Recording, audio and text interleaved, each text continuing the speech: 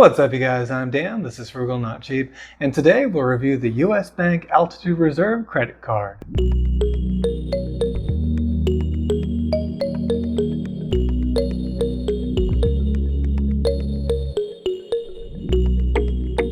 So US Bank is actually a bank that I haven't thought about in quite a while because, I've been living on the East Coast and then down in Texas recently.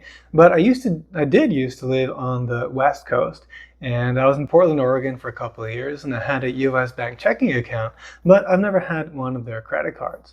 But recently I've been looking at, what are the options out there for sort of these, kind of a higher tier travel credit cards, and we did a recent review of the Bank of America Elite Rewards card. And so today we'll take a look at this card. So it's a competitor for that, and then also other cards that have a relatively high annual fee and a focus on travel. Cards such as the American Express Platinum, the Chase Sapphire Reserve, and also the Capital One Venture X. I have, of course, done videos on all of these cards, so check out the links in the description to learn more. The annual fee for this US Bank Altitude Reserve card is $400, so it definitely puts it in that ballpark. Now, an important note before we go any further, this card used to be really something that was only offered to people that already had an existing relationship with US Bank.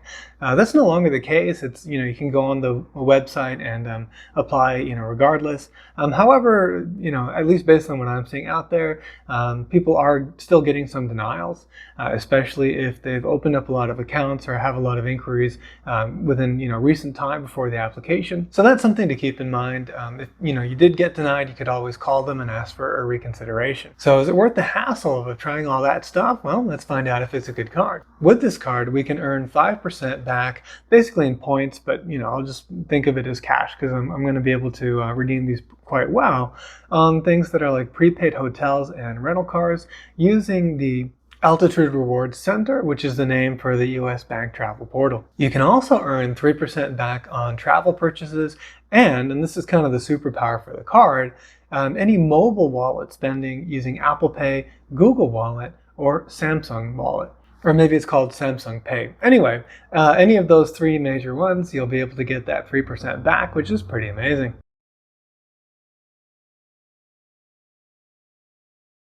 That brings the total earnings on that to 4.5%. So we've got the 5% on the travel portal stuff, we've got the 4.5% effective, and then we also have 1% on anything else. So given these points earning rates, let's take a look at how much we could earn using my spending as an example. And by the way, of course, this spreadsheet is available. Just open up the link in the description for the resources page, and there you'll find a number of different tools, including, of course, today's one, which is called US Bank Altitude Reserve. So you can see here my spending is just over $36,000 a year. The bulk of that, though, is not going to qualify. That's going to be rent. That's $22,000, but at least for me, there's like a 3% fee in order to pay rent with a credit card, and so that's going to negate the 1% benefit of using this card for that, so I've excluded that. But for the other categories, you can see some which are bolded in italics. Those are the ones where I think I can use either the get the 4.5% back on travel,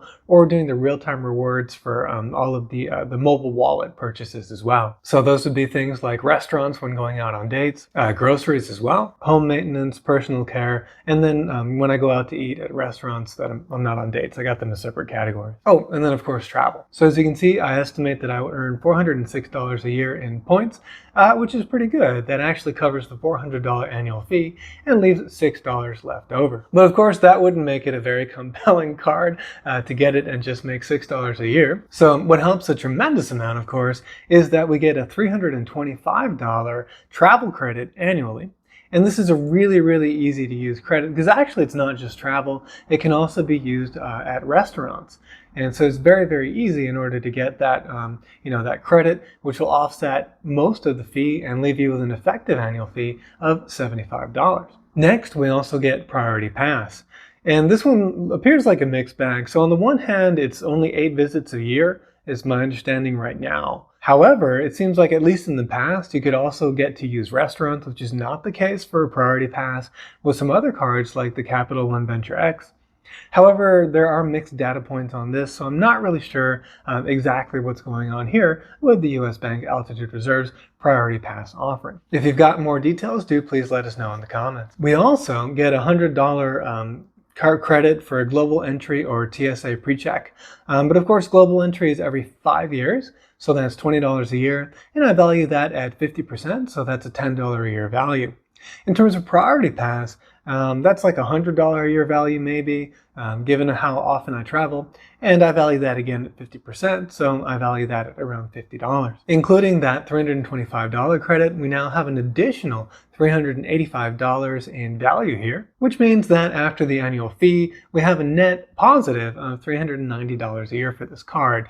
So kind of in a vacuum on its own, certainly that's very compelling, and I would be keen to get this card. Especially considering that right now there's a pretty decent sign-up bonus of 50,000 points after you spend $4,500 within 90 days. This is worth $750 in terms of travel. And by the way, of course, this is a Visa Infinite card, so you get the same benefits you do with the other Visa Infinite cards like the Chase Sapphire Reserve and also the Capital One Venture X, including things like, some kind of compensation for lost luggage, also for trip delays, primary CDW on rental cars, that kind of thing. So all this sounds pretty good. Am I going to get this card? Well, actually I'm not. So the sign-up bonus is pretty tempting, but I don't know. I guess I'm just looking to kind of trim things down. I don't really want to deal with like the product change next year and all that stuff. And I just kind of want to simplify my financial life a little bit right now. And, this is really not a keeper card for me because, again, it's not in a vacuum.